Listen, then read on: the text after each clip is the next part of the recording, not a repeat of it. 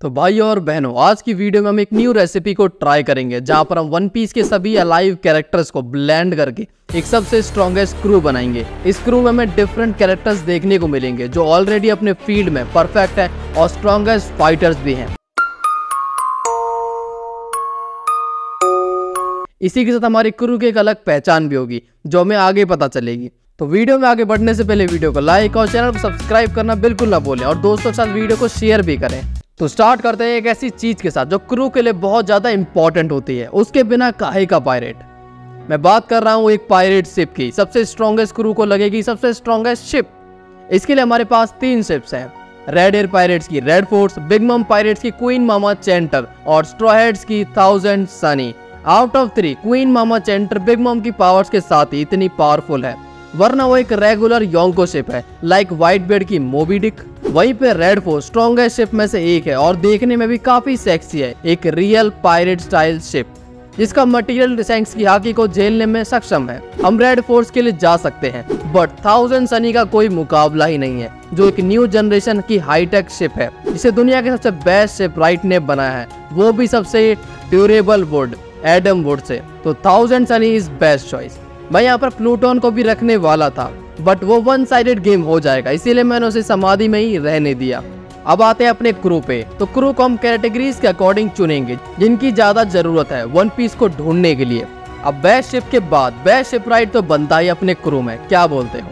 Ship right के लिए हमारे पास 2 मॉडर्न जीनियस है, एक फ्रैंकी दूसरा आइसबर्ग। दोनों ही फॉर्मर स्टूडेंट्स है टॉम के, जो एक जीनियस है इस काम में। उसी ने गोल्डी रॉजर की ओरो जैक्सन को भी बनाया था। फ्रैंकी और आइसबर्ग दोनों ही अपने काम में बढ़िया हैं, बट आइसबर्ग एक कॉर्पोरेट मैन है, उसे पायरेट बनाना ना बेकार चॉइस है। और वैसे भी आइसबर्ग पायरेट क्रू के लिए स्ट्रॉन्ग नहीं है। वहीं पर हमारा फ्रैंकी बढ़िया योंको के मुंह पे गाड़ियां चला देता है और उसकी इन्वेंशंस भी टॉप नॉच रहती हैं। तो बिग मम का भरोसा फ्रैंकी। आगे इस क्रू को चाहिए एक हेल्समैन जो शिप को अच्छे से कंट्रोल कर सके रफ से रफ कंडीशन में, जिसके लिए हमारे पास है 3 ऑप्शंस। गोल्डन लायन पायरेट्स का कैप्टन शिकी, जो पहले रॉक्स पायरेट में भी चक्का ही घुमाता था। स्ट्रॉयर पायरेट का जीन बे, जो पहले सन पायरेट्स का कैप्टन था। और ब्लैक बियर्ड पायरेट से जीजस बुर्गेस। तो इसमें से शिकी भैया काफी टाइम से लापता है और सूत्रों से खबर आई कि वो थाईलैंड के स्पेशल थाई पाई मसाज के एडिक्ट हो चुके हैं, तो उन्हें सही होने में काफी टाइम लगेगा। सो हमारे पास बचते हैं 2 ऑप्शन, जीन बे और बुर्गेस। इसमें से बुर्गेस को हमने फाइट करते हुए देखा है, उसका सामना हमेशा ऐसे बंदे से हो जाता है जो उसका कीमा बना देते हैं लाइक साबो। और मुझे पर्सनली लगता है कि भले ही बुर्गेस का डेविल फ्रूट ने उसे पीक मस्कुलर पावर दी है, पर जीन बे बाबा उसे अपने फिशमैन कराटे से धूल चटा ही देंगे। और जीन बे को ज्यादा एक्सपीरियंस भी है, तो वो हमारा बेस्ट हिल्समैन रहेगा।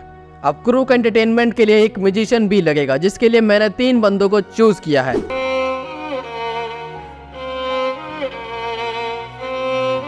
हमारा प्यारा ब्रुक, स्क्रैचमैन एपू और बोंग पंच एंड मॉन्स्टर। स्क्रैचमैन एपू जिसका खुद का एक क्रू है ऑन एयर पायरेट, बट वो इतना भी स्ट्रॉन्ग नहीं है और ऊपर से वो दल बदलू भी है, तो अपने क्रू में एक फिक्स ट्रेटर को क्यों ही बिठाना। बाकी ब्रुक में काफी पोटेंशियल है, उसका डेविल फ्रूट काफी मिस्टीरियस पावर्स को होल्ड करता है, बट उसे शायद एक अवेकनिंग की जरूरत है। ब्रुक और एपू में फर्क बस इतना है कि एपू 12 सुपरनोवा में से एक दिखाया गया है, तो उसे पावरफुल शो करना बनता है। वहीं पे इन दोनों के कंपैरिजन में third candidate Bonk Punch and Monster एक पावरफुल डुओ है जो रेड हेयर पायरेट के म्यूजिशियन है। इन दोनों को देखने से इनकी पावर्स का अंदाजा लग जाता है।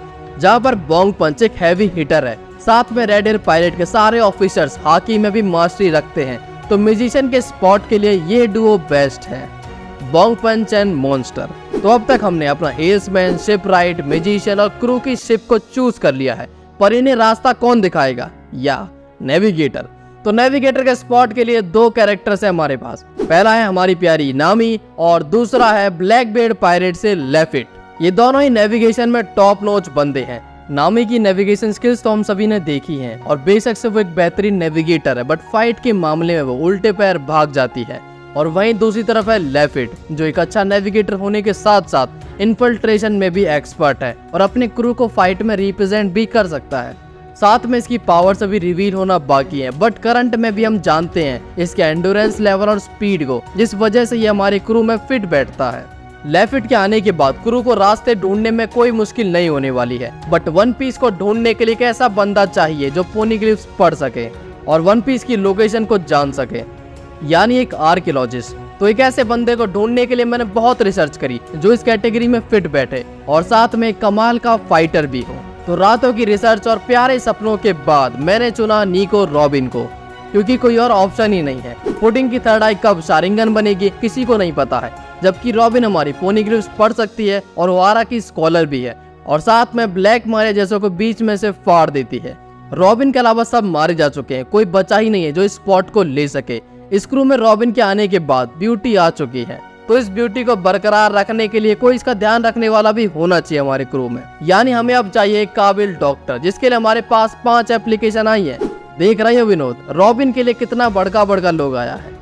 मार्को, चॉपर, लॉ, कोरिया और डॉग क्यू। इसमें से without any doubt Kureha best doctor है। उसकी स्किल्स किसी और से बहुत आगे है, but as a crewmate of strongest crew Kureha कहीं स्टैंड नहीं करती है। हमें एक ऐसा बंदा चाहिए जो फाइट में भी अपना योगदान दे सके, वो कोरिया तो बिल्कुल भी नहीं है। नेक्स्ट है डॉग क्यू, जो ब्लैकबीड पायरेट्स का डॉक्टर है और यूनिक पावर्स रखता है।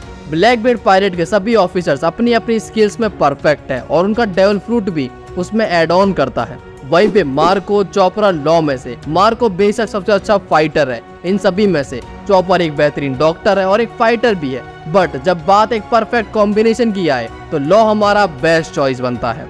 उसके डेल फ्रूट के साथ वो किसी भी बीमारी का इलाज कर सकता और फाइटिंग और आईक्यू के मामले में उसे कोई पछाड़ ही नहीं सकता है। ओपे नोमी लॉ को टॉप टियर फाइटर बनाता है। इसी के साथ हम वीडियो में काफी दूर आ गए हैं, चलो कुछ भोजन की व्यवस्था की जाए। यानी अब बारी है क्रू के शेफ और कुक की, जो बातें बनाने से ज्यादा खाना बनाना जानते हो। स्ट्रॉन्गेस्ट क्रू को चाहिए स्ट्रॉन्गेस्ट शेफ, जिसमें 2 बंदे हैं, एक अपना सांजी, दूसरा है लकी रू। अब यहाँ पर कलेश इस बात का है कि एक अच्छा कुक है और दूसरा इन दोनों में ज्यादा अच्छा फाइटर है।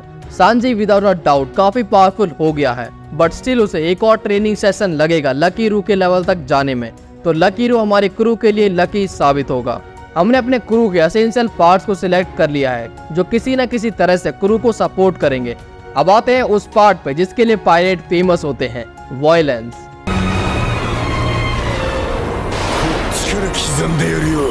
स्टार्ट करते हैं क्रू के स्नाइपर से। बेस्ट स्नाइपर पायरेट वर्ल्ड में गिने चुने हैं। यहाँ पर 3 ऐसे नाम हैं जिन्हें अलग ही रिकॉग्निशन मिला हुआ है, जहाँ पर तीनों में से 2 सेम ब्लड लाइन से बिलोंग करते हैं, जिनके खून में ही स्नाइपिंग है।